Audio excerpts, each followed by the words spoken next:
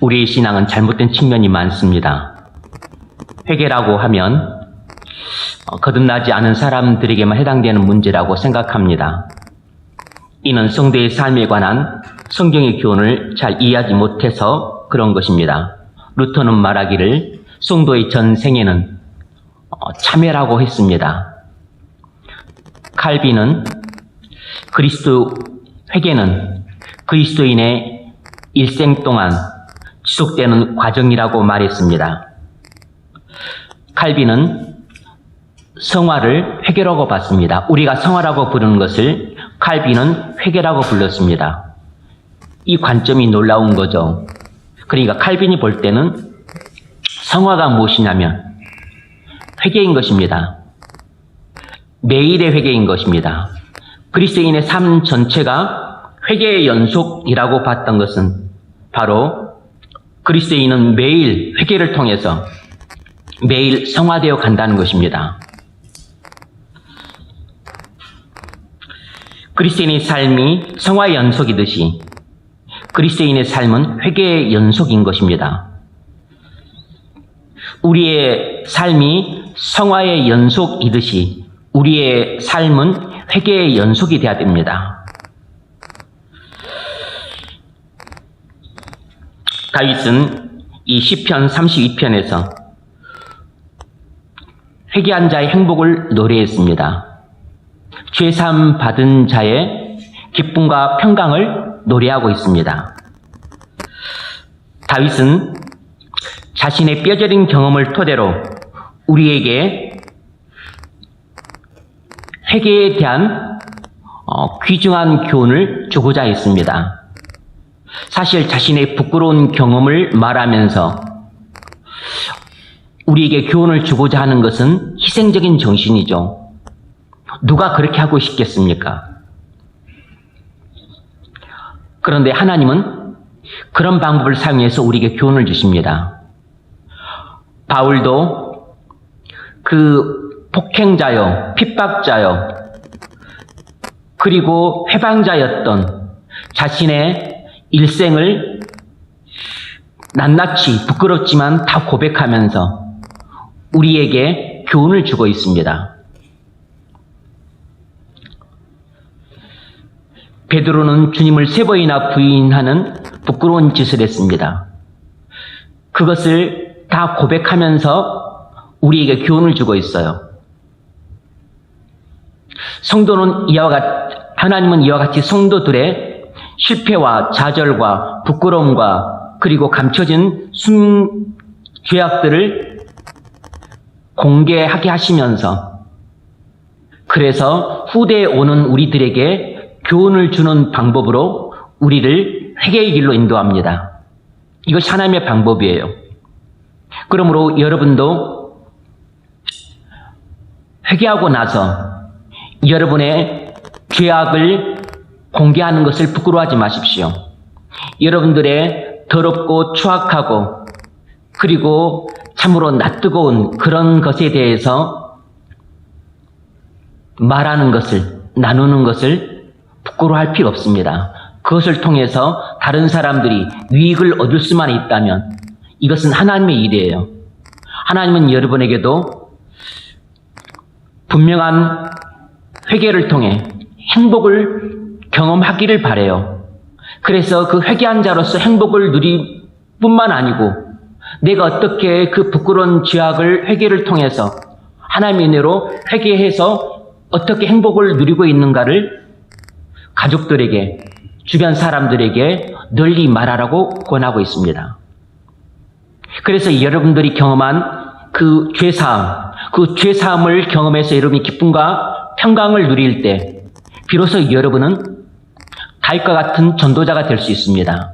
바울과 같은, 베드로 같은 그런 전도자가 될 수 있어요. 그래서 바울은 우리에게 자신의 뼈저린 경험을 통한 이 회개와 그리고 이 회개한 자로서의 행복을 우리들에게 말해 줌으로써 우리들에게 간절한 마음으로 교훈을 하고 있습니다.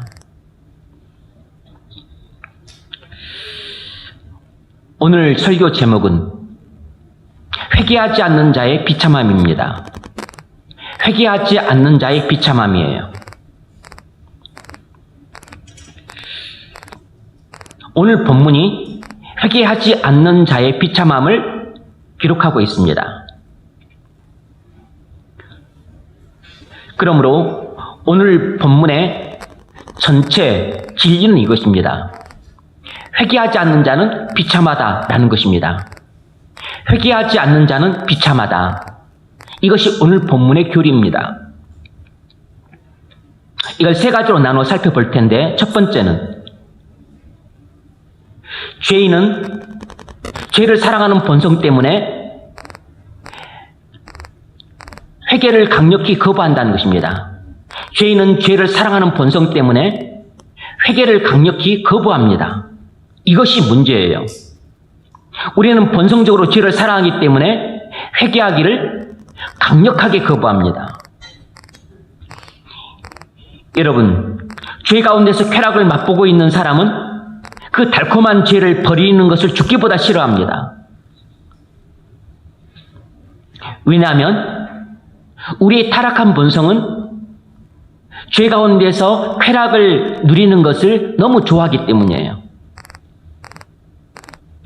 그래서 우리는 본성적으로 그렇게 죄를 좋아하기 때문에 죄를 버리는 것을 극도로 싫어합니다. 이것이 우리의 탁월한 본성이에요. 그래서 죄를 버리는 것을 마음으로부터 반발합니다. 사력을 다해 저항해요.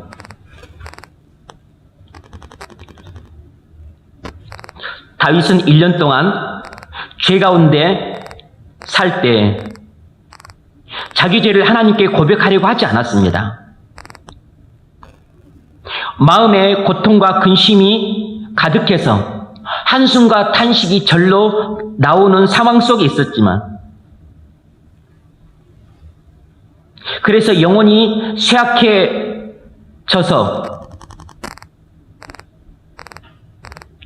병든 지경에 이르렀어도 회개하고 싶어 하지 않았습니다. 이렇게 끝까지 회개를 하기를 거부하며 버텼어요.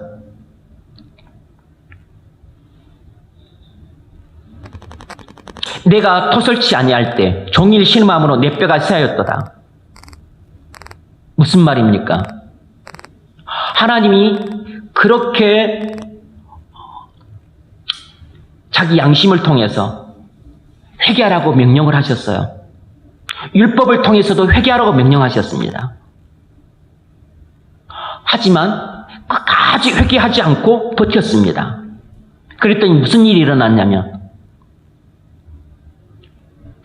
종일 신음함으로 내 뼈가 쇠하였도다. 왜 신음을 했죠? 회개하라는 하나님의 명령이 엄중한데 내가 그것을 안 하고 계속 버티고 있는 것입니다. 그러니까 마음에 큰 고통과 근심이 가득해서 내가 하루 종일 신음을 하는 것입니다. 회개하지 않고 지냈던 1년 내내 마음의 고통과 근심이 가득해서 한숨과 탄식이 절로 나왔어요. 내 뼈가 쇠하였도다. 이 말은 뼈는 우리 인체 중심입니다. 우리 영혼이에요. 이건 비유죠. 우리 영혼이, 다윗은 자신의 영혼이 쇠약해져서 병들었다는 것입니다. 여러분, 하나님이 우리에게 이렇게 말씀을 통해서 회개하라고 명령을 하시는데 우리는 본성적으로 죄를 좋아하기 때문에 회개하기를 싫어해요. 그래서 마음으로부터 반발하고 강력히 거부합니다. 그렇게 하면 우리 영혼은 마음에 근심과 고통이 가득하게 됩니다. 한숨과 탄식이 절로 나오면서 그렇게 일주일이 가고 한 달이 가고 1년이 가고 10년이 가고 벌써 30년, 40년이 갔어요. 벌써 60년, 70년이 갔습니다. 그렇게 되면 우리 영혼이 쇠약해져서 병이 들들어 든 것입니다. 영혼의 암이 온몸에 다 퍼져 있어요. 이제 자력으로는 치료가 불가능한 상태입니다. 40년 동안 그렇게 지내왔으니, 60년, 70년 동안 그렇게 지내왔으니 왜 안 그렇겠습니까?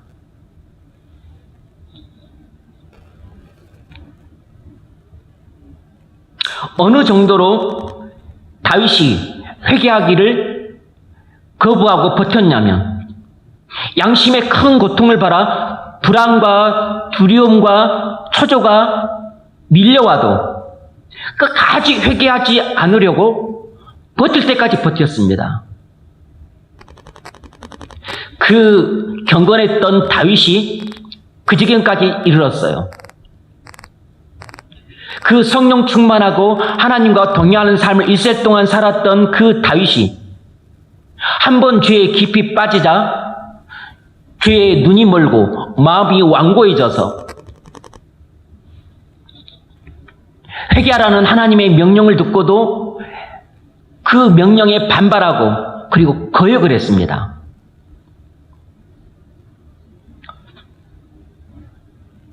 주의 손이 쥐하로 나를 누르시오니 내 진액이 말라 여름 가문에 마름같이 되었나이다.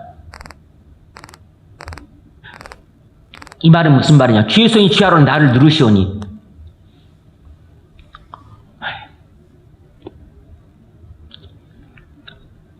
죄를 버리라는 양심의 가책을 받았습니다. 회개하라는 양심의 가책을 받았음에도 불구하고 계속 고집스럽게 회개를 안 하고 버티고 그리고 그 양심의 소리에 귀를 틀어막고 그리고 딴짓을 계속했습니다.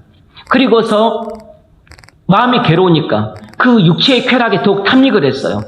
그 밧세바와 간음에 더욱 탐닉을 했습니다.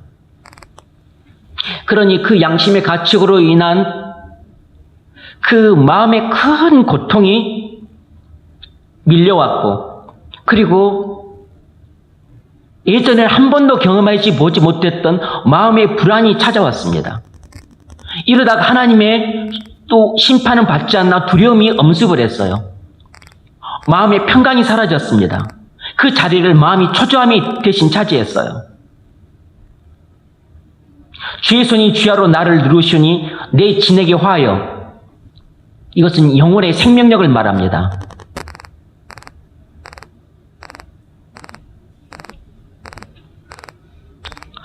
내 진에게 화하여 여름 가문에 마름같이 되었나이다.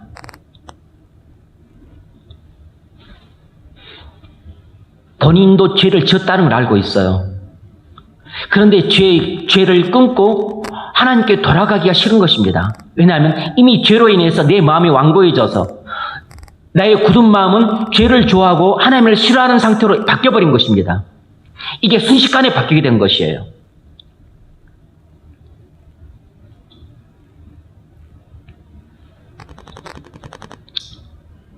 죄 가운데서 기쁨을 맛보기 시작하게 되면 우리 마음은 신속히 부패하게 됩니다.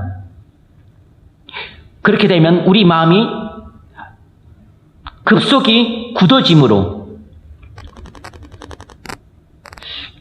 하나님을 사랑하고 죄를 미워했던 그 마음이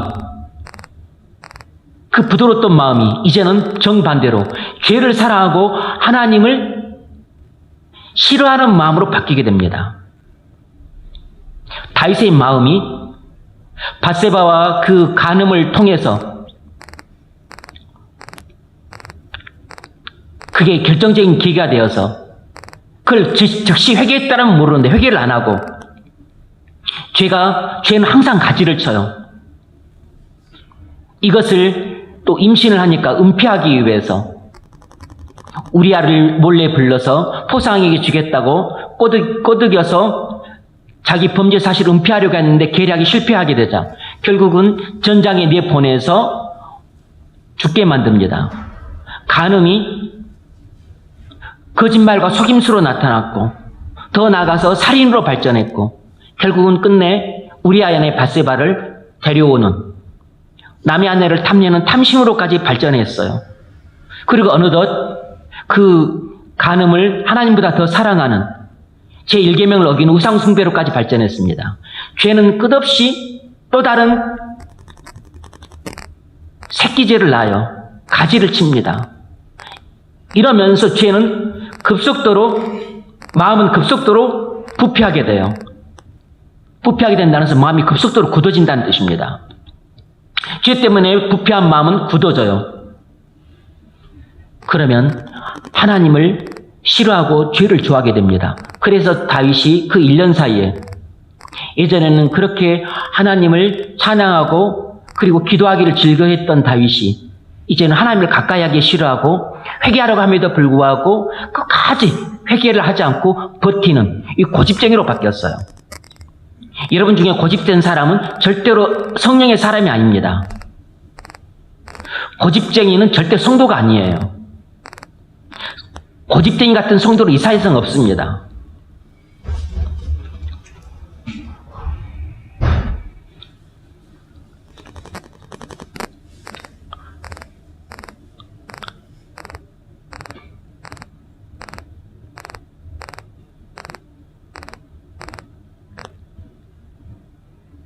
내 진액이 화하여 여름 가뭄에 마름같이 되었나이다. 죄인이 하나님의 은혜로 성령 충만함 받아 죄를 이길 수 있지만 한 번 죄에 빠지면 본성적으로 죄를 즐거워하기 때문에 죄를 버리고 싶지 않아서 끝까지 버팁니다. 버틸 수 있을 때까지 버텨요. 이렇게 죄는 우리를 고집쟁이로 만듭니다. 죄는 우리를 반드시 마음을 굳게 만들어요. 마음이 굳어지면 사람이 돌변합니다.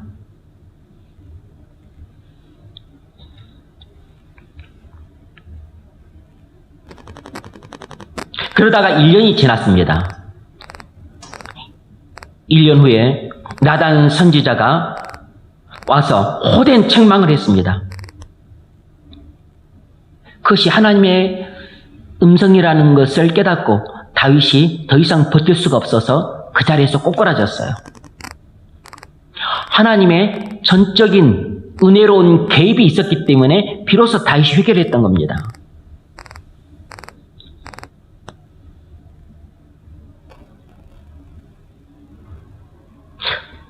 다윗은 오랫동안 자발적으로 회개하는 삶을 살아왔습니다.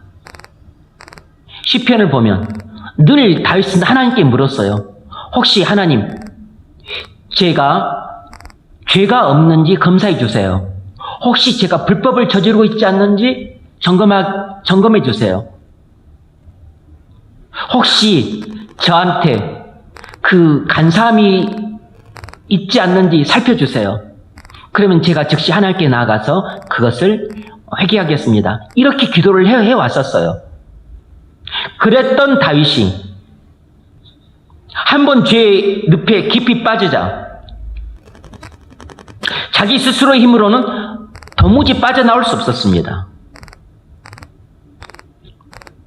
지금 여러분이 은밀한 죄에 깊이 탐닉해 있는 사람들은 제 발로는 못 빠져나옵니다. 그리고 본인은 빠져나올 마음도 없어요. 왜냐하면 나는 그 죄 가운데서 쾌락을 맛보기 있기 때문에. 하나님보다 더 사랑하는데 왜 이것을 버립니까?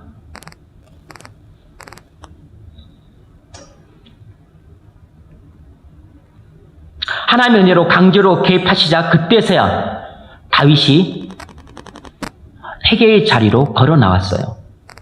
뭘 할 수 있습니까? 성도일지라도 죄 가운데서 쾌락을 맛보게 되면 마음이 급속히 썩어 들어가서 그 달콤한 죄를 버리지 않으려고 하나님께 끝까지 반항한다는 것입니다. 혹시 여러분이 그러고 있지 않나요? 하나님께서 여러분 양심에 가책을 주십니다. 마음에 큰 고통과 근심을 주세요. 그 죄를 버리라. 그건 부끄러운 짓이다. 그건 불법이다. 그건 내 영혼을 해롭게 한다. 교회도 은혜가 안 된다. 그리고 무엇보다 하나님의 아버지 이름을 더럽힌다. 하나님이 그렇게 하지 말라고 명하셨다. 그럼에도 불구하고 그 양심의 가책으로 인한 고통을 굳이 외면하고 마음에 그 불안과 두려움이 엄습하는데 그것을 잊으려고 또 다른 쾌락을 즐깁니다. 또 다른 즐거움을 찾아 나서요. 그게 여름철에 불을 쫓아다니는 불나방과 같은 것입니다.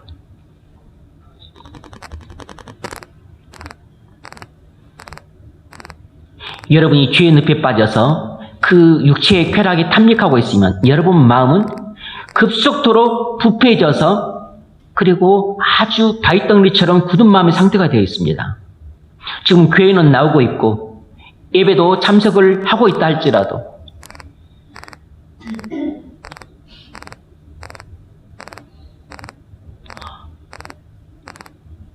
입으로는 하나님을 찬양하지만 마음으로는 늘 죄를 생각합니다.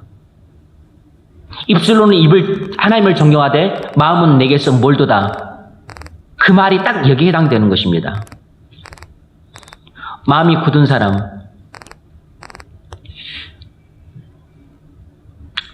주일 예배에 한 번 나오는 것으로 모든 신앙생활을 땡처리합니다. 죽었다 깨어나도 주중 예배 안 나오려고 그래요. 왜냐하면 본인한테는 가치가 없기 때문에 의미가 없는 것입니다. 좋아해야 가죠. 우리는 좋아하는 일에 관심을 많이 갖게 돼 있고 시간을 많이 쏟게 돼 있고 그리고 거기에 나의 에너지를 아낌없이 쏟아붓습니다. 내가 좋아하는 일.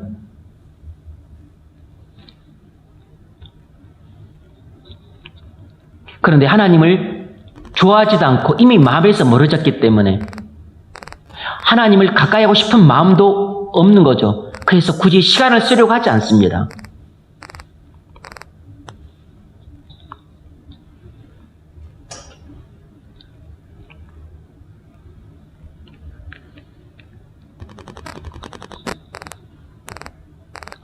성령의 감동으로 다윗은 성령의 감동으로 하나님을 경외하는 법을 배웠습니다.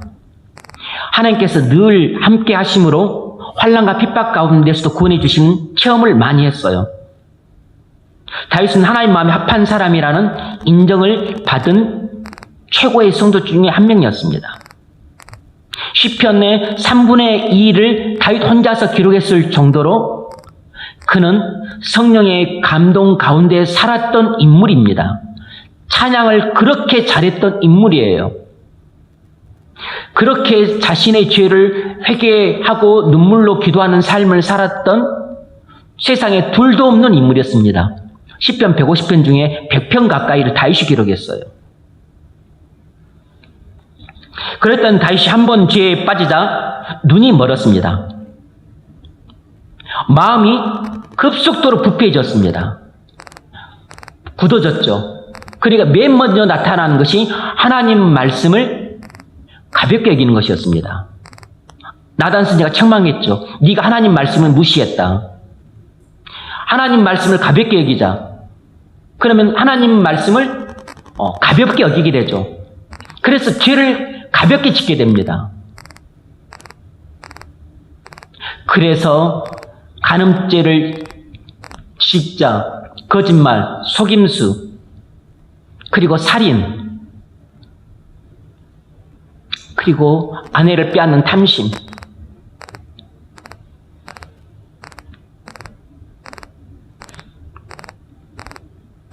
자기 행동이 죄임을 알고 있었지만 다윗은 본성적으로 회개하기를 싫어했습니다.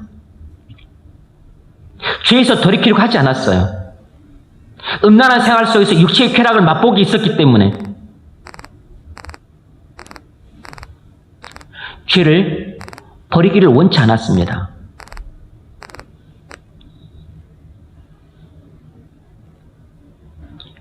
다윗은 회개하기 전까지 1년 동안 죄의 노예로 살았습니다. 다윗의 인생사에 있어서 흑역사예요. 여러분, 우리는 회개하기 전까지 죄의 노예로 살아갑니다. 지금 여러분이 온전히 죄를 버리고 회개하고 하나님께로 돌아오는 회심을 하지 않았다면 지금 여러분은 죄의 노예로 살아가고 있습니다. 40평생을, 70평생을 그렇게 죄의 노예로 살아가고 있는 것이에요.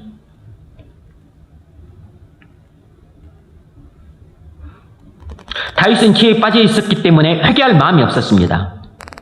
우리도 죄에 빠져 있으면 회개하고 싶은 마음이 조금도 없어요. 왜냐하면 죄 가운데서 기쁨과 낙을 누리기 때문입니다.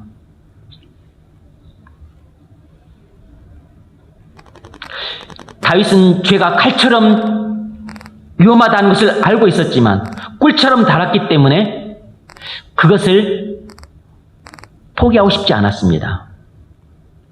지금 여러분이 누리고 있는 죄악은 칼보다 위험하지만 그러나 꿀처럼 달기 때문에 여러분이 포기를 못하고 있는 것이에요. 왜냐하면 여러분의 타락한 본성이 그것을 계속 붙잡고 있기 때문입니다.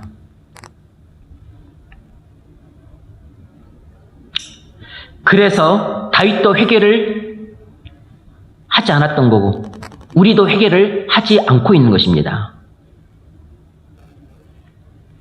다윗은 자기 죄를 알고 있었지만 회개 자리로 나가지 않고 끝까지 버텼어요. 혹시 여러분도 그러고 있지 않습니까? 죄에 한번 빠지면 눈이 멀게 됩니다. 지금 여러분이 어떤 죄에 빠져 있다면 여러분은 영적으로 눈먼 상태에 있어요. 뿐만 아니라 마음은 부패해져서 돌덩이처럼 굳어있는 상태에 있습니다.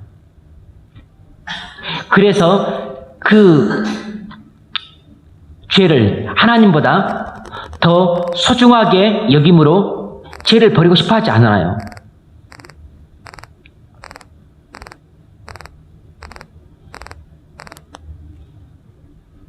왜 그럴까요?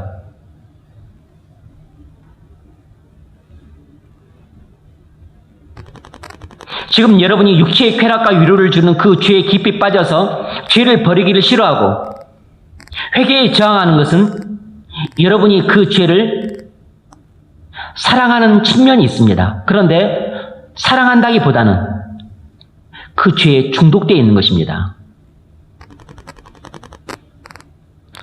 우리가 하나님 외에 다른 것을 사랑하는 것은 반드시 거기에 중독성이 있는 것이에요. 사랑하지 말아야 될 사람을 사랑하는 것, 그럼에도 불구하고 암에도 불구하고 사랑하고 있다면 그게 중독되어 있는 것입니다. 하지 말아야 될 일임에도 알음에도 불구하고 그 일을 내가 하고 싶어서 계속 하고 있다면, 양심에 찔림에도 불구하고 하고 있다면 그건 내가 그 일에 중독되어 있는 것입니다. 꼭 알코올 중독, 마약 중독, 도박 중독만이 아니에요. 지금 여러분이 하고 있는 그 죄악된 일에서 못 빠져나오고 있다면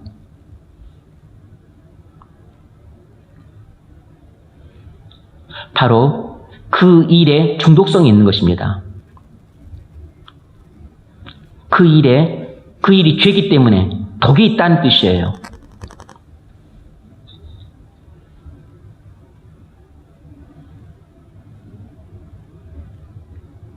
여러분이 그 죄악된 생활을 인생의 낙으로 삼고 있다면 결단코 여러분 마음은 하나님을 사랑할 수 없습니다.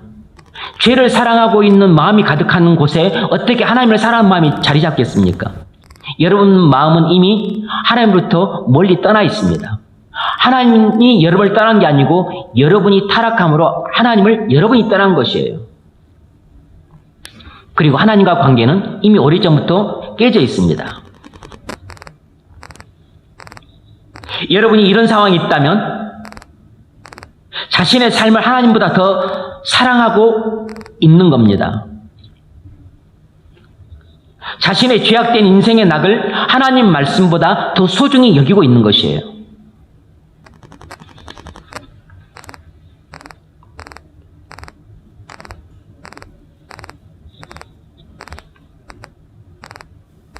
다윗이 어떻게 회개의 자리로 나갔을까요? 나단 선지자의 책망을 듣고서입니다. 우리가 어떻게 회개를 하게 될까요? 하나님의 음성을 듣고서 회개를 하게 됩니다.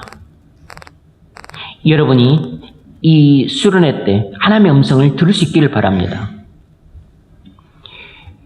기도할 때 여러분을 호되게 책망하신 하나님의 음성을 들을 수 있기를 바랍니다.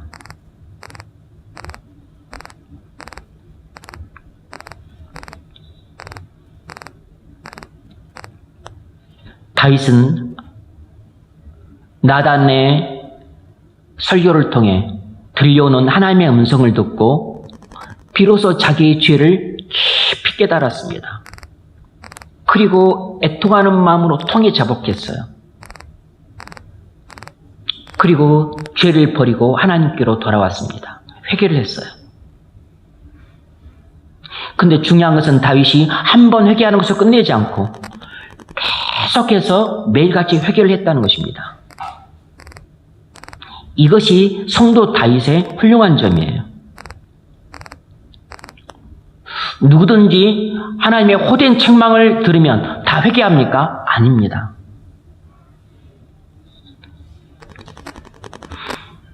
세례 요한을 통해서 하나님의 음성이 헤롯에게 들려졌습니다. 네가 어찌하여 동생의 처를 아내로 삼느냐?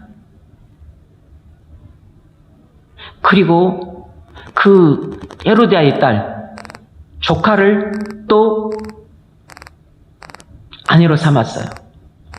결혼한 것은 아니지만.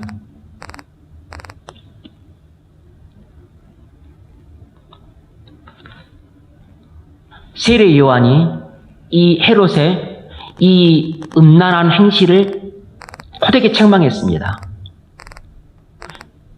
그랬는데 헤롯은 회개하지 않고 세례 요한의 목을 베버렸습니다.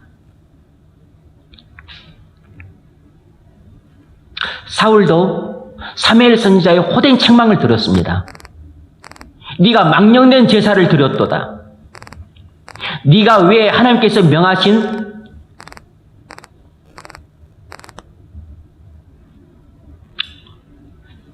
그 족속들을 진멸하지 않았느냐? 네가 하나님 말씀을 멸시했도다. 그때 사울은 내가 백성들을 두려워해서 그랬습니다. 변명으로 일관했습니다.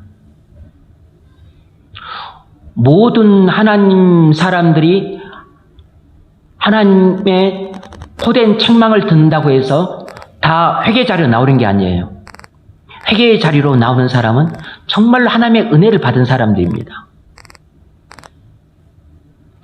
그런데 다윗은 하나님의 음성을 듣고 회개의 자리로 나왔어요.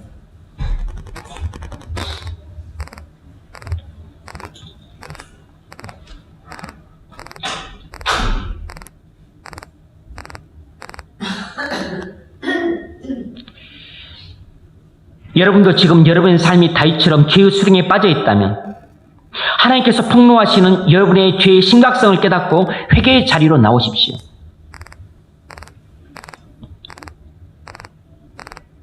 헤롯처럼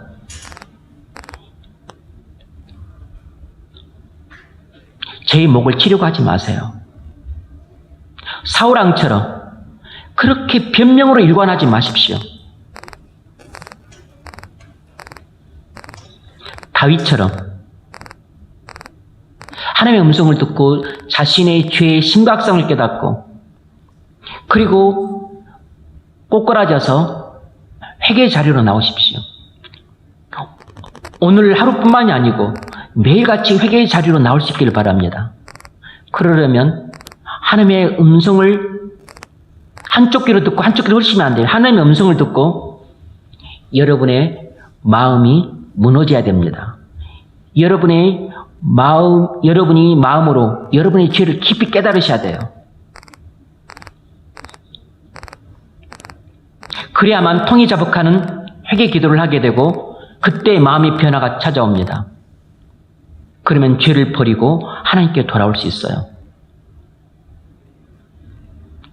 여러분은 회개할 수 없습니다. 그럼에도 불구하고 회개하라는 하나님의 명령을 전합니다.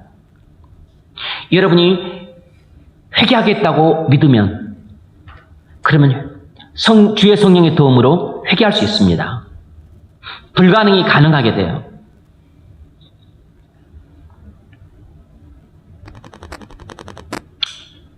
아직 회개하지 않고 죄 가운데서 쾌락을 맛보고 사는 사람도 있습니까? 여러분이 말을 안 해서 그렇지 여러분도 다윗처럼 버리지 않고 있는 죄 때문에 마음의 고통과 근심이 가득할 겁니다.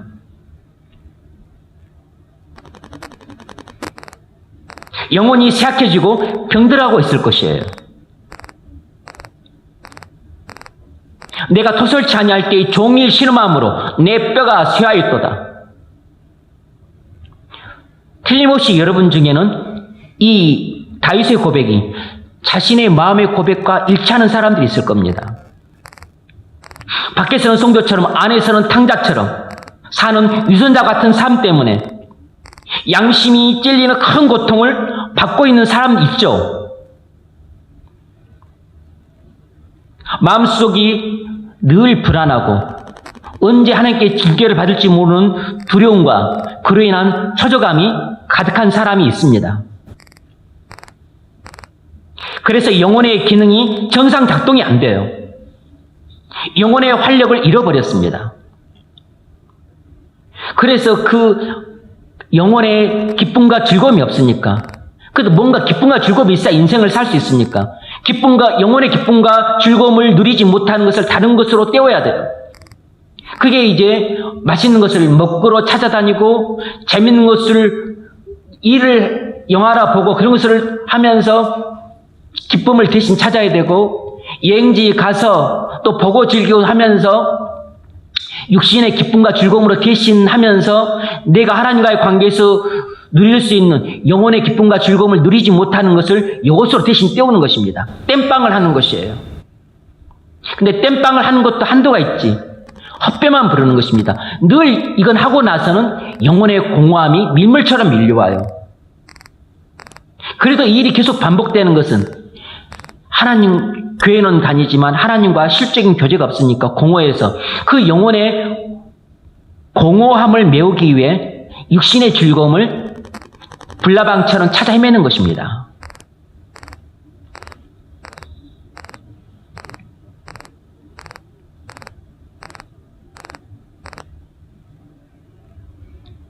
왜 이런 일이 일어났죠? 여러분이 왜 이런 사람이 되었습니까? 회개를 거부했기 때문입니다. 이유는 하나예요. 여러분이 죄를 버리는 것을 원치 않았기 때문입니다. 여러분이 본성적으로 죄를 사랑해서 죄를 버리기를 원치 않았기 때문이에요. 회개하라는 하나님의 명령을 듣고 애착을 느끼는 죄를 고집스럽게 버리지 않고 가슴에 품고 있었기 때문입니다. 마치 애착을 품고 있는 것이냐 품고 있었기 때문이에요.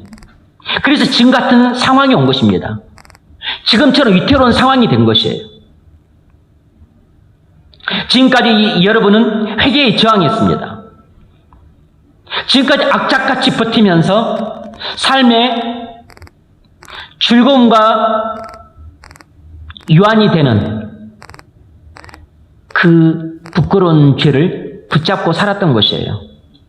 그래서 지금 여러분이 어떤 상태가 되었습니까?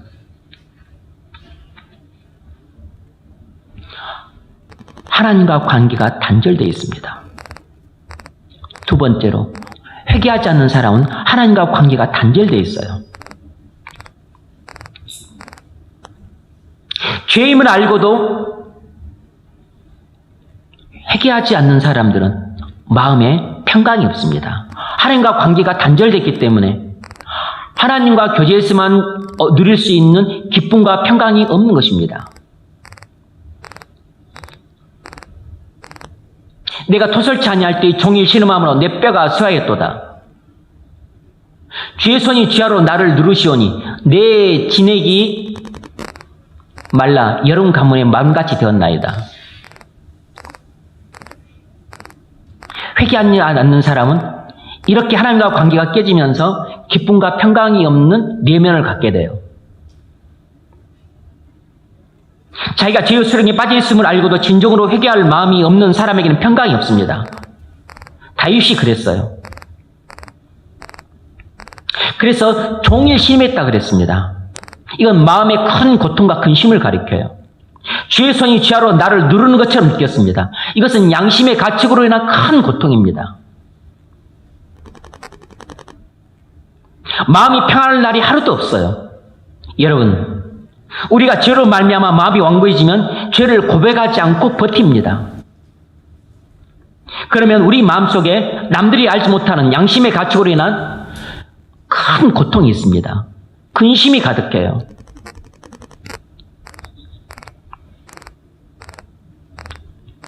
여러분도 회개하라는 하나님의 음성을 듣고도 끝까지 회개를 안 하고 버티고 있습니까? 죄를 가슴에 품고 있기 때문에 양심의 가책으로 인한 큰 고통을 느끼고 있는데, 그래서 불안하고 두려움에도 불구하고 늘 양심의 소리에 귀를 틀어막고 그렇게 끝까지 버티고 있습니까? 그러면 여러분의 양심이 악해집니다. 그리고 여러분 마음은 더러워져요. 그리고 여러분은 진실성을 잃고 거짓된 사람으로 바뀌어져 갑니다. 천사가 추한 사탄으로 바뀐 것처럼 그렇게 죄는 여러분의 모습을 천사의 모습에서 사탄의 모습으로 바꾸어 갑니다.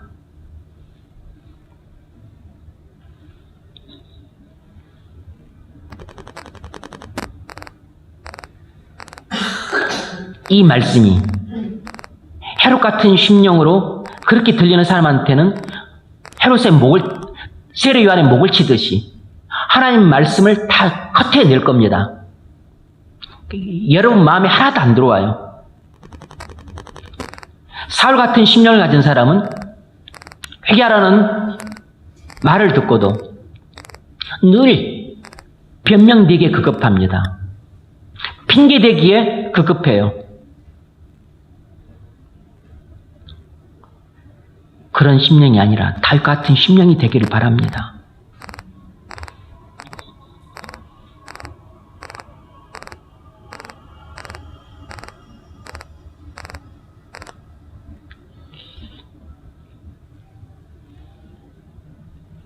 다윗은 죄의 지배를 받기 전에는 이런 사람이었습니다. 얼마나 경건했는고 하니 시편 139편 23절 하나님은 나를 살피사 내 마음을 아시며 자기를 늘 살펴달라고 했습니다. 나를 시험하사 내 뜻을 아옵소서. 저를 테스트해 주세요. 내게 무슨 악한 행위가 있나 보시고 자기 마음을 점검해 달라고 그랬습니다. 나를 영원한 길로 인도하소서. 그러면 회개하겠다는 것입니다. 내게 무슨 죄가 있는지 말씀만 해주시면 회개하겠습니다. 내 불법을 일러만 주시면 제가 즉시 고치겠습니다. 이랬던 다윗이 한번 간음죄에 빠져서 눈이 멀고 귀가 멀고 마음이 굳어지자 이제 엄청난 죄들이 자식처럼 쏟아져 나왔습니다.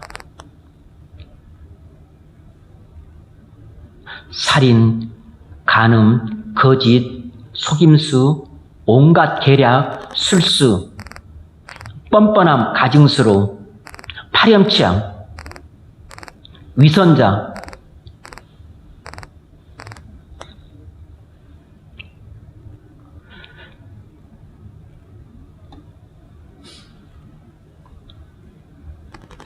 다윗은 죄 때문에 영혼의 기능이 거의 마비됐습니다.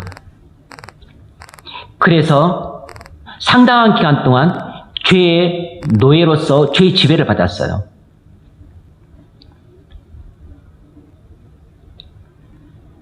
그렇게 청결했던 마음이 죄 때문에 허물이 가득했고 죄가 가득했고 무엇보다 마음에 간사함이 가득했어요. 여기서 간사함이란 거짓말과 속임수를 가리킵니다. 그렇게 청결했던 마음, 그렇게 진실했던 마음이 온갖 거짓말과 속임수가 가득했습니다. 거짓말로 우리아를 속이고 그리고 속임수로 자신의 죄악을 은폐하려 들고 그것도 안 먹히자 또 술수를 부려서 요압에게 우리아를 전선의 앞에 내버리게 만들고, 그리고서 우리아가 죽자 또 입식 닫고 언제 그러냐는 듯이 모든 사건을 덮어버리고, 오늘날 우리나라 정치판에서 보여주는 모습과 같지 않습니까?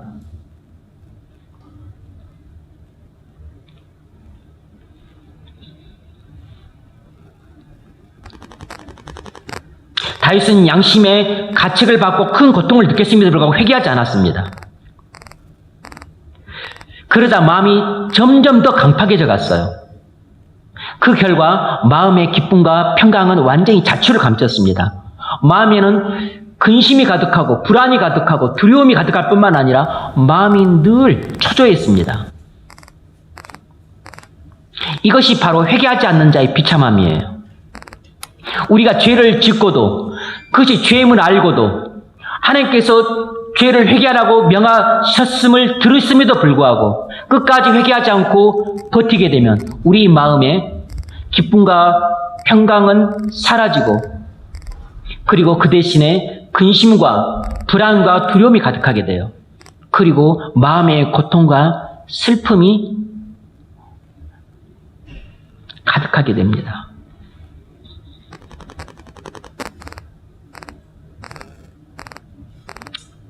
악인에게는 평강이 없다고 했습니다. 여러분, 죄 가운데 살면서도 고집스럽게 회개하지 않는 사람의 마음이 이와 같습니다. 어떻게 살아야 되겠습니까? 여러분도 죄를 버리라고 하는 하나님의 명령을 듣고도 끝까지 죄를 버리지 않고 가슴에 품고 있으면 여러분도 다윗 이상으로 양심의 큰 가책을 받고 마음의 고통을 느끼고 있을 겁니다. 밖에서 삶과 안에서의 삶인 다른 이 위선 때문에 큰 수치를 느끼고 마음, 양심의 가책을 받고 고통을 느끼고 있을 것이에요.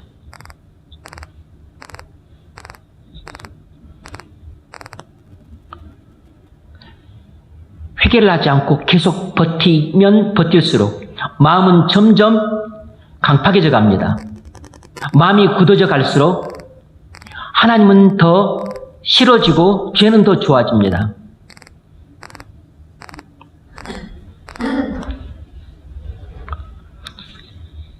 영혼의 기능은 마비되고, 그리고 영혼의 생명을 잃어갑니다. 이것이 바로 여러분이 회개하지 않음으로써 겪게 되는 비참함이에요. 여러분이 지금 비참함을 느끼고 불행함을 느끼고 있다면 그것은 여러분이 단순히 죄를 지었기 때문만이 아니고, 죄를 지었기 때문에 이렇게 비참함과 불행을 겪고 있는데, 더 궁극적인 원인은 여러분이 회개를 하지 않고 고집스럽게 버티고 있기 때문에, 이 지은 죄 때문에 더 비참함을 느끼고 더 불행함을 느끼고 있는 것입니다. 이 죄로 인한 비참함과 불행의 해결책은 회개를 통해서 죄 용서함을 받는 데 있습니다.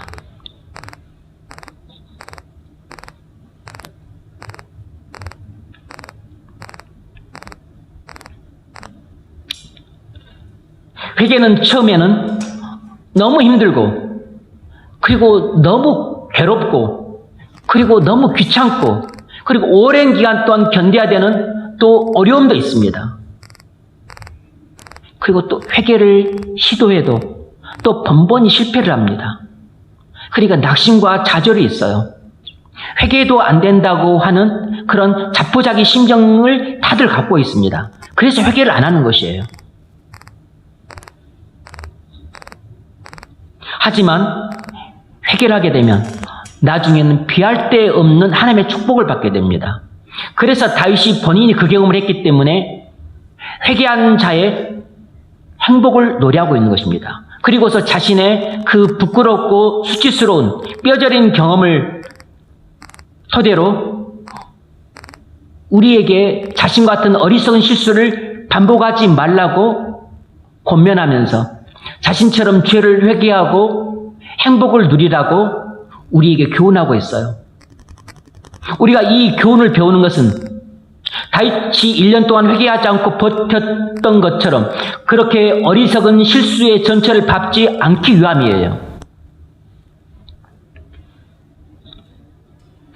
다윗의 교훈을 따라 우리도 우리 죄를 회개하게 되면 죄 사함을 받아서 잃어버렸던 평강과 기쁨과 만족을 회복하게 되므로 세상이 줄 수도 없고 돈으로 살 수도 없는 행복을 얻게 될 겁니다. 행복은 하나님이 주시는 것입니다.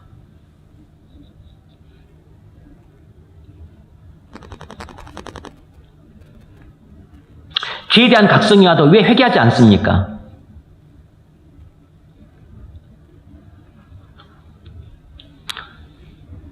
그것은 우리가 본성적으로 죄를 사랑하기 때문이에요. 죄를 포기하고 싶지 않기 때문입니다.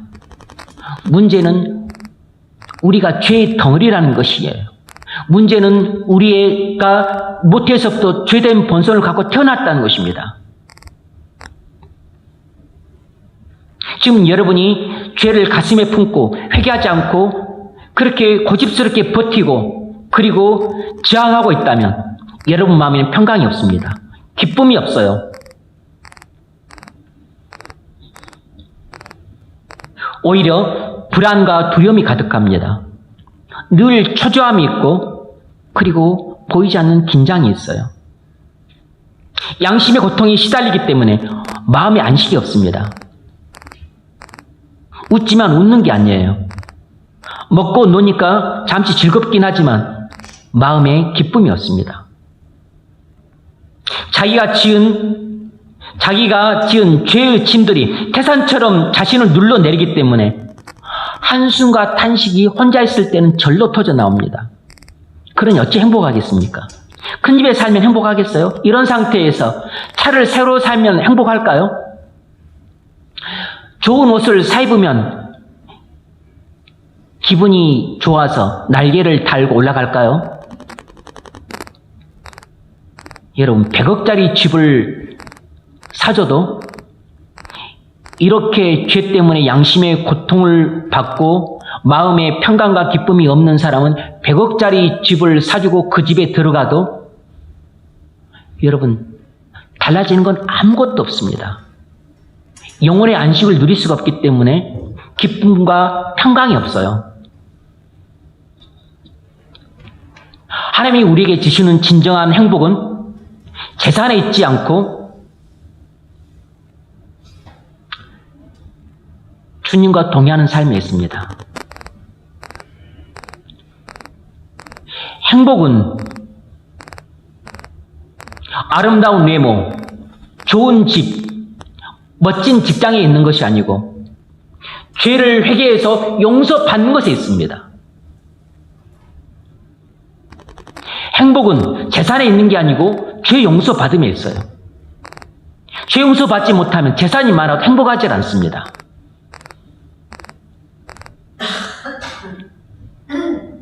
우리 자매 이사가 되었는데 행복하십니까? 결혼하니까 행복하세요?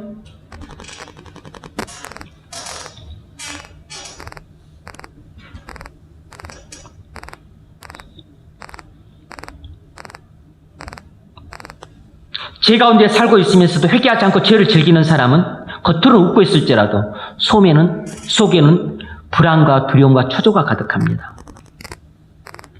그럼에도 불구하고 계속해서 죄의 자리에 붙들려 있겠습니까? 이제는 나오십시오. 수염소처럼 힘있게 그 악한 길에서 뛰쳐나오십시오. 그 악한 삶에서 뛰쳐나오세요. 지금 말씀하시는 하나님의 음성을 들으십시오. 여러분이 어둠 속에서 즐기는 부끄러운 달콤한 시간들 때문에 여러분 마음에 불안과 두려움과 초조가 가득합니다. 즉시 불꽃 같은 눈초리로 우리를 감찰하시는 하나님께 여러분의 죄악들을 토해내십시오. 내일로 미루지 말고 오늘 하십시오. 이따가로 미루지 말고 지금 하세요. 그동안 40년 동안 미뤄왔습니다. 그동안 70년 동안 미뤄왔어요. 얼마나 더 미뤄야 되겠습니까? 얼마나 더 버티려고 하십니까? 오늘이 구원의 날입니다. 지금이 은혜의 때예요. 왜냐하면 하나님의 음성을 들을 수 있는 때가 은혜의 시간입니다. 내일은 하나님의 음성을 들을 수 없는 시간이에요. 이제는 더 이상 핑계대지 말고 오늘 당장 회개의 자리로 나가십시오.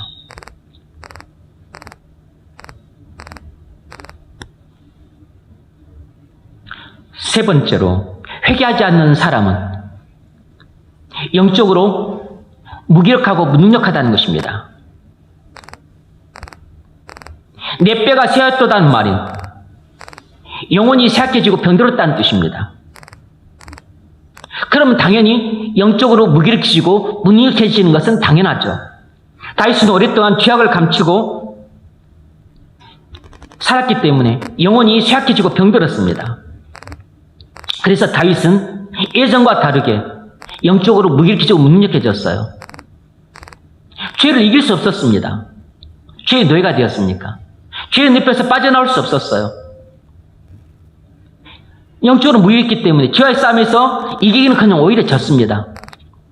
그래서 간음죄가 거짓 말을 하고 속임수를 쓰고 또 살인을 하고 또 술수를 쓰고 계략을 쓰고 잔머리를 굴리고 야근꾀를 쓰고,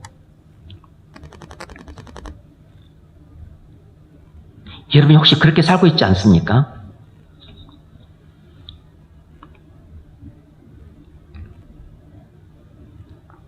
우리가 우리 죄악을 감추면 그 죄악은 우리의 영혼을 쇠약하게 만들고 병들게 만듭니다.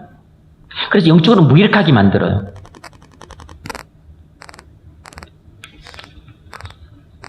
여러분이 영적으로 무기력하고 무능력하다면 여러분이 회개하지 않는 죄와 악함이 여러분 마음속에 켜켜이 쌓였기 때문입니다.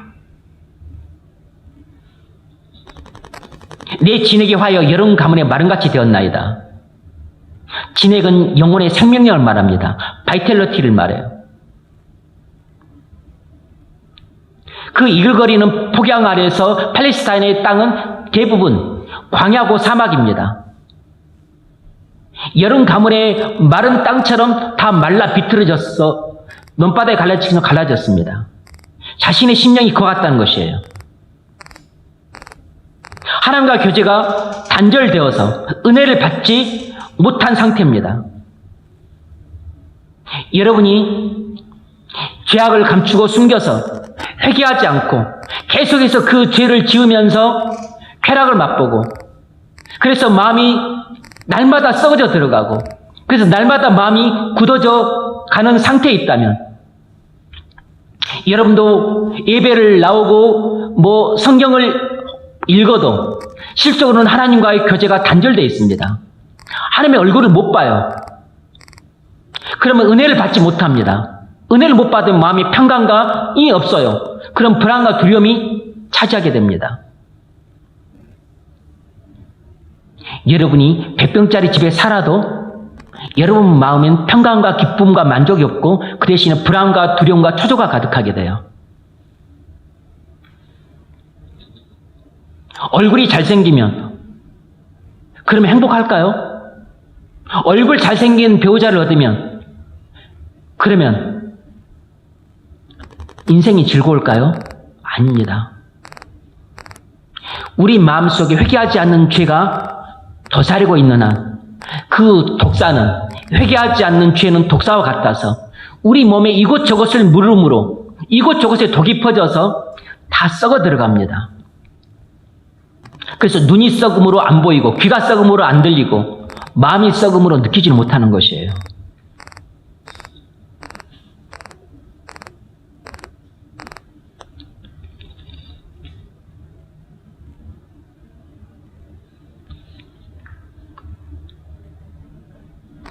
하나님께 숨길 것이 없는 사람이 행복한 사람입니다. 마음에 간사가 없는 사람이 행복한 사람이에요. 여호와께 정죄를 받지 않는 사람이 행복한 사람입니다. 왜 그렇게 결혼하는데 얼굴 잘생긴 사람 찾으려고 하십니까? 왜 그렇게 배우자를 찾는데 외모를 그렇게 보세요?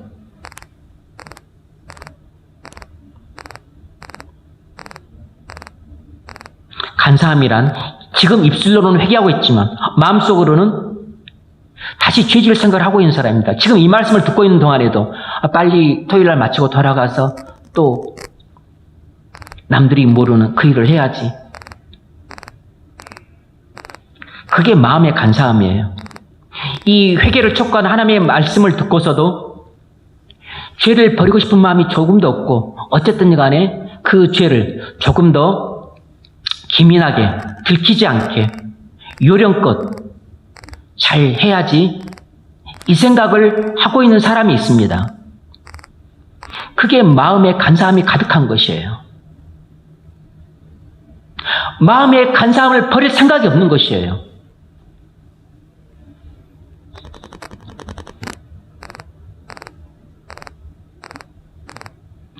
그러면 10년을 가도 회개를 안 합니다. 40년을 가도 여러분이 회개를 하지 않았던 이유도 여기에 있어요.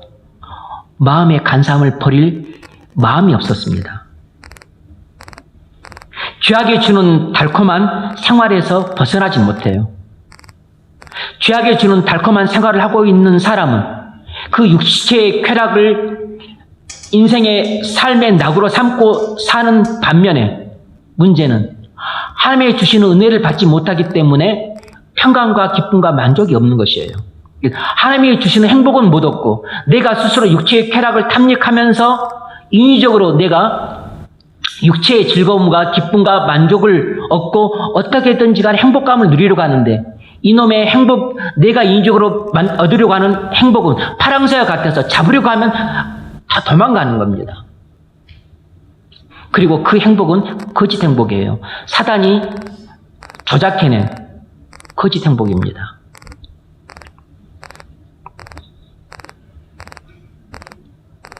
그래서 승진을 해도 행복하지 않는 것입니다. 그래서 얼굴 잘생긴 배우자를 만나 결혼을 해도 생각과 달리 행복하기는커녕 오히려 결혼 전보다 불행한 것이에요. 돈을 벌어서 돈을 쌓아놨는데 더 불구하고 이상하게 만족이 없어요. 이상해요. 돈을 쌓아놔서 만족이 돼야 되는데 만족이 안 돼요.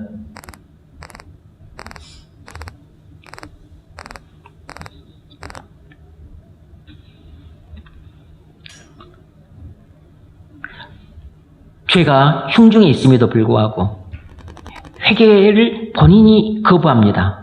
안 하고 계속 감추고 그리고 탐닉하면서 쾌락을 맛보고 살아요. 그러면 예배 드리는 것도 싫어합니다. 늘 예배 자리는 도망쳐요. 핑계대고 변명하고 구실대고 그리고 본인 집에서 성경도 안 읽습니다.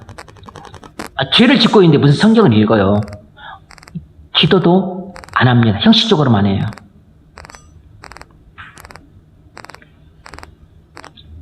가족들에게도 빛의 자녀로서의 모습을 보여줄 능력이 없습니다. 직장에서도 본인이 꺼진 등불이기 때문에 세상 빛이 되지를 못해요. 있으나마나 유명무실한 존재가 됩니다. 너가 고일을 다녔어?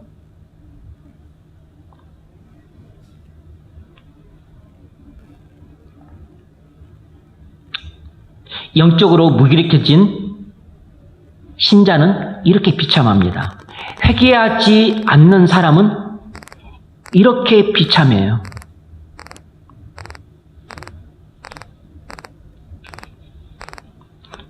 하지만 영적인 생명력을 가진 성도는 활력이 있습니다. 생명력이 충만해요. 말씀 생활도 얼마나 즐겁게 하는지, 그리고 기도 생활도 본인이 자원해서 합니다. 무엇보다도 주님과 동행하는 사람이 되었습니다. 존재가 변화되었어요. 행위가 변화되어야 됩니다. 그래서 주님과 동행하는 삶을 살아요. 마태복음 5, 6, 7장의 교훈은 존재의 변화가 행위의 변화에 선행해야 된다는 것입니다. 우리의 생활이 바뀌려면 먼저 내가 바뀌어야 됩니다. 회개는 우리의 행위를 바꾸는 게 아니고 나의 존재를 바꾸는 것이에요. 회개는 단순히 죄를 버리는 것이 아니고 회개는 나의 마음의 변화를 가져다 주는 것입니다. 마음의 변화가 존재의 변화예요.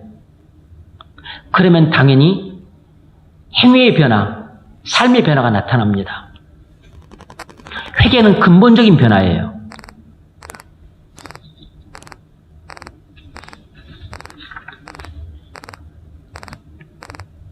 하나님과 여러분의 관계를 파괴시킨 그 죄를 찾으십시오. 여러분의 흉중에 숨겨져서 여러분만 은밀하게 즐기고 탐닉하는 그 죄를 하나님께서 지금 여러분에게 폭로시키잖아요. 그 죄를 내어놓으십시오. 하나님 앞에 나아가서 이실직고하세요. 토설을 하십시오. 고백을 하세요. 그 죄를 해결할 방도는 회개밖에 없습니다. 회개를 하고 죄 용서함을 받든지, 회개를 거부하고 어둠 속에 살다가 영원한 어둠으로 들어가든지 두 개밖에 없어요.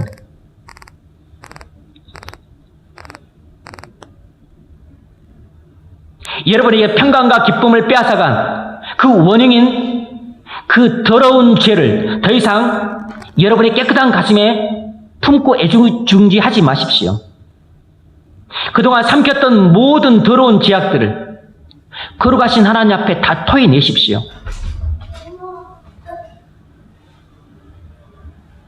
계속해서 유혹의 욕심을 따라 살면 멸망에 떨어집니다. 옛날의 습관적인 죄악에서 돌아서십시오. 여러분의 죄 용서를 구하세요. 하나님의 축복을 받으십시오. 목숨 걸고 회개할 가치가 있습니다. 회개는 우리가 목숨을 걸 만한 가치가 있어요. 여러분이 죄사함을 받는 것은 목숨을 걸 만한 가치가 있습니다. 여러분 죄 용서를 받으십시오. 자, 그렇다면 마지막,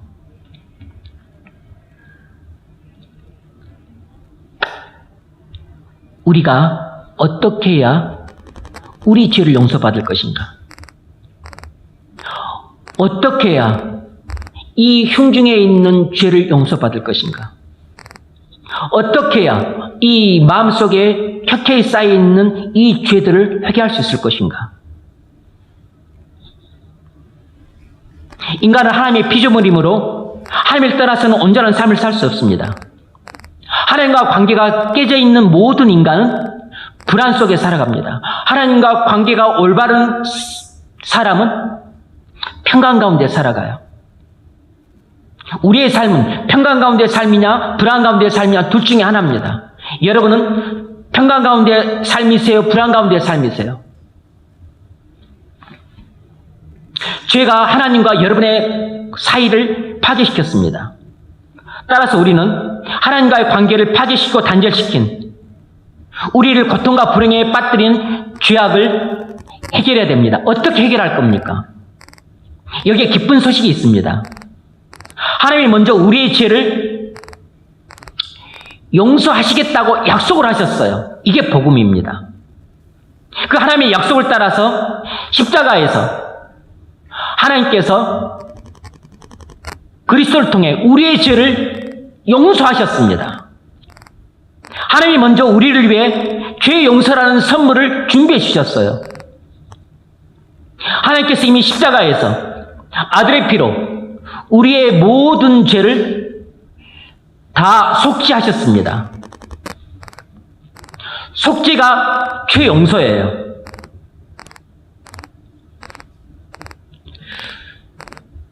죄를 속량했다는 것이 죄를 용서했다는 뜻입니다. 속죄가 죄 용서입니다. 예레미야서 31장 34절 새 언약입니다. 내가 그들의 죄악을 사하고 다시는 그 죄를 기억하지 아니하리라. 내가 그들의 죄를 사하고, 하나님께서는 그리스도께서 오시기 700년 전에 이 새 언약을 통해서 내가 그리스도를 통해서 너희의 모든 죄를 용서하겠다고 약속하셨습니다.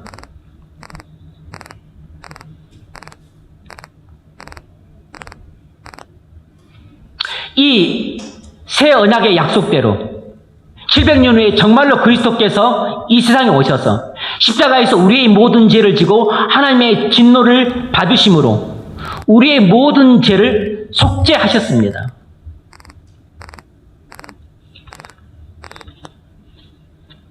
그리스도의 속죄는 완전한 속죄예요. 그리스도의 속죄는 완전한 용서입니다. 여러분의 모든 죄가 십자가에서 완전히 용서되었어요.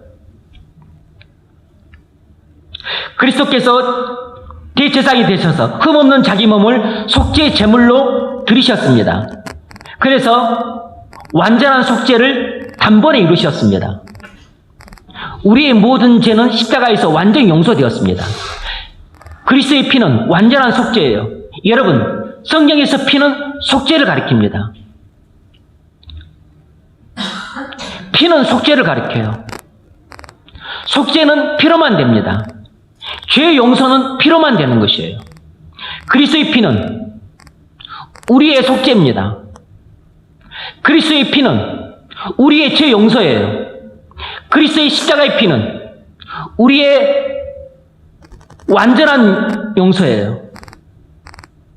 그리스도께서는 십자가에서 피 흘리심으로 우리를 죄를 완전히 용서하셨어요. 여러분이 그것을 믿어야 됩니다.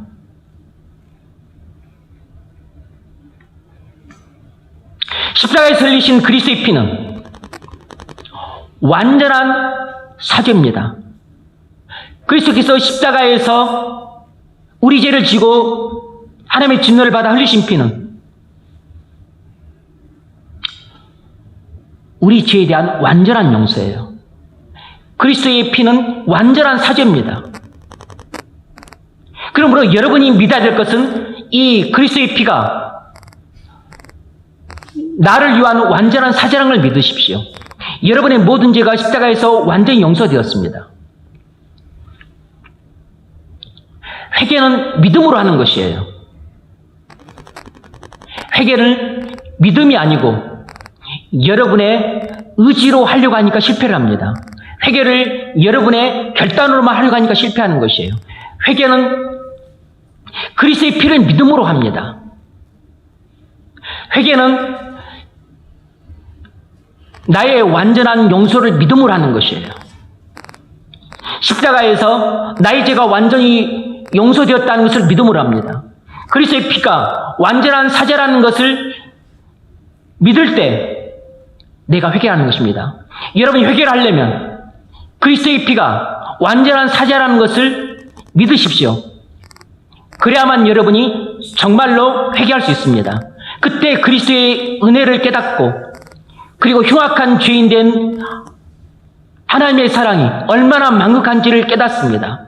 그러면서 나의 죄가 얼마나 크고 더럽고 흉측한지, 괴물보다 흉측하다는 것을 깨닫게 돼요.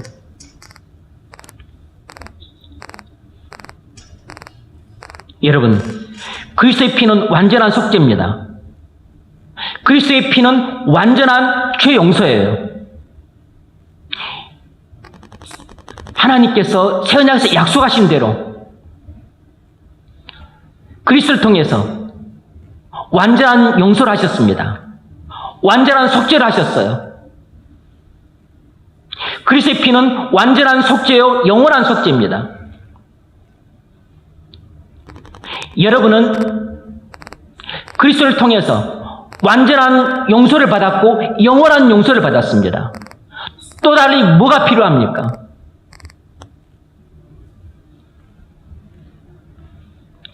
그렇다면 우리가 우리의 죄를 용서받으면 어떻게 해야 됩니까?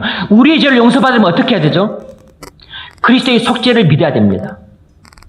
여러분, 그리스도의 속죄를 믿고 회개하십시오.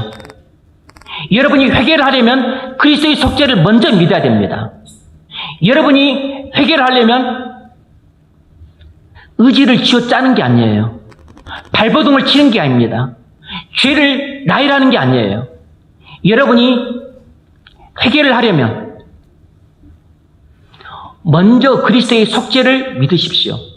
그리스도의 속죄가 믿어져야 회개가 됩니다. 그리스도의 속죄가 믿어지지 않으면 회개가 안 돼요. 그러므로 여러분이 회개를 하려면 그리스도를 바라보십시오. 그리스도의 피는 완전한 속죄입니다. 완전한 용서예요. 그러므로 하나님께서 그리스도를 통해 나를 완전히 용서하셨다는 것을 믿으십시오. 그것을 믿어야 됩니다. 그래야 여러분이 회개할 수 있어요. 그리스도의 피가 나를 위한 완전한 용서라는 것이 믿어질 때, 그때 죄의 성령 역사에서 나로 하여금 내 흉악한 죄를 회개케 하십니다. 그리스도의 완전한 용서가 믿어지면 회개가 됩니다. 회개가 안 될 수가 없어요. 왜냐하면 하나님의 사랑이 깨달아지고 나의 흉악한 죄가 드러나고, 그리고 그리스도께서 값없이 나를 위해 목숨을 바치신 그 사랑을 내가 깨닫는데, 어떻게 내가 그 죄를 틀어지고 살겠습니까? 그 죄가 깊이 통렬하게 깨달아지면서 내가 이 더러운 죄 때문에 그리스도를 십자가에 못 박았고, 그리고 하나님의 영광을 가리구나, 이 사실을 깨달을 때 마음이 애통해지게 됩니다. 그래서 주의 성령의 도움으로 통해 자복하는 회개 기도를 하게 돼요. 그때 마음의 변화가 찾아옵니다. 죄를 사랑하던 마음이 미워하는 마음으로 바뀝니다. 하나님을 싫어하던 마음이 좋아하는 마음으로 바뀌어요. 마음이 변화가 되면 해결이 됩니다. 내가 싫어하는 것을 할 리가 없죠. 좋아하는 것을 하게 됩니다. 그래서 죄를 버리고 하나님께 돌아와요. 그래서 하나님 말씀에 자원해서 순종하는 의지적인 순종이 수반이 되는 것입니다. 이것이 참된 회개예요. 이것이 우리에게 생명을 줍니다. 이것이 죄사함을 얻게 하는 회개입니다. 그리스도의 이름으로 죄사함을 얻게 하는 회개가 널리 전파될 것이라 그랬습니다.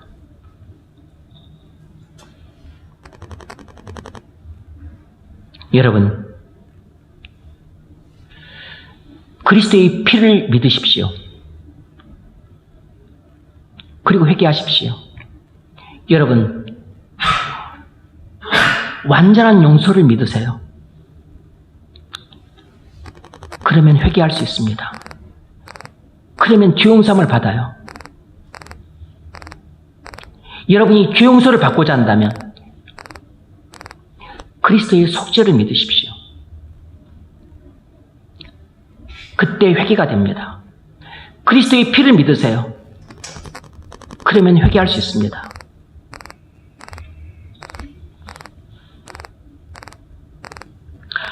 하나님의 새 언약을 따라 우리를 위해 완전한 용서가 주어졌습니다. 그것이 그리스도의 피예요. 우리를 위한 완전한 속죄입니다. 우리를 위한 완전한 사죄예요. 여러분이 완전한 사죄를 믿으면 회개하게 됩니다. 그러므로 죄사함을 받아요. 여러분이 죄사함 받은 행복을 누리고자 한다면 먼저 완전한 용서를 믿으십시오. 완전한 속죄를 믿으세요.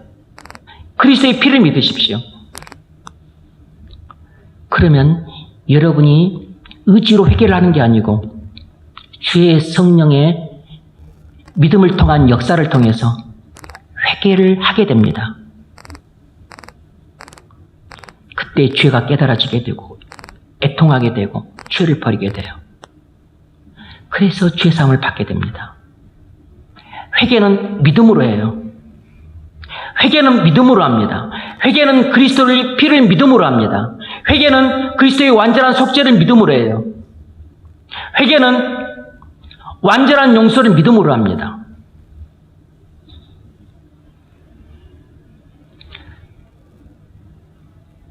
완전한 용서를 믿으십시오. 그러면 회개하게 될 겁니다. 그래서 죄 용서함을 받으십시오. 그래서 다윗이 우리를 위해 쓴 교훈시, 우리도 회개한 자의 행복을 노래할 수 있습니다. 여러분, 죄사함 받고 기쁨과 평강과 만족을 얻음으로 죄사함 받은 자의 행복을 노래할 수 있기를 바랍니다. 그리고 여러분 가족과 주변 사람들에게 여러분의 경험을 토대로 한 교훈을 널리 전하십시오. 그것이 우리가 이 말씀을 듣는 이유입니다. 죄사함의 행복이 여러분 모두에게 있기를 주의 이름으로 축원합니다.